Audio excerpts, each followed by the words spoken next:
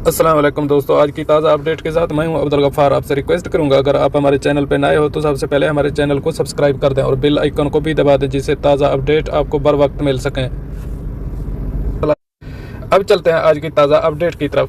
अगले 6 हफ्तों के दौरान मुत्तहिदा अरब अमारात में फंसे तमाम पाकिस्तानियों की वतन वापसी का अमल मुकम्मल कर लिए जाने का इम्कान, मज़ीद परवाज़ों का ऐलान। अब इस खबर की तफसील।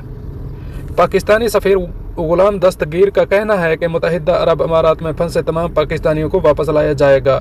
मज़ीद परवाज़ों का ऐलान कर दिया गया है। पाकिस्तान में करंटीना सहूलियात में इजाफा किए जाने के बाद परवाज़ों की तादाद में इजाफा किया जाएगा।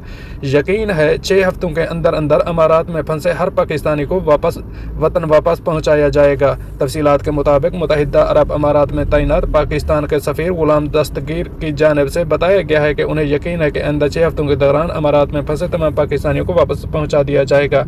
उनका कहना है कि पाकिस्तान में वतन वापस लौटने वालों के लिए करंटीना सहूलियात में इजाफा किया गया है, जिसके बाद खसूसी परवाज़ों में भी तेज़ी आई है।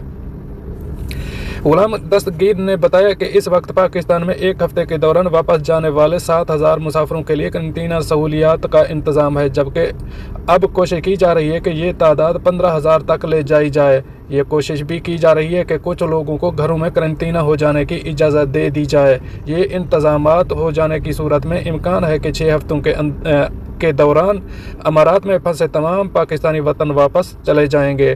पाकिस्तानी सफ़ीर का मज़ीद कहना है कि अब तक अमारात में मुकीम 63,000 पाकिस्तानियों ने वतन वापस जाने के लिए रजिस्ट्रेशन कराई है और इनमें 11,000 पाकिस्तानी वो हैं जो मुसीबत के बहरान के बायस बेरोज़गार होकर वतन वापस जा रहे हैं। इनका मज़ीद बताना है कि अब तक PIA 15 खसूसी परवाज़ों के ज़रिए 5,000 पाकिस्तानियों को वतन वापस ले जा चुकी है।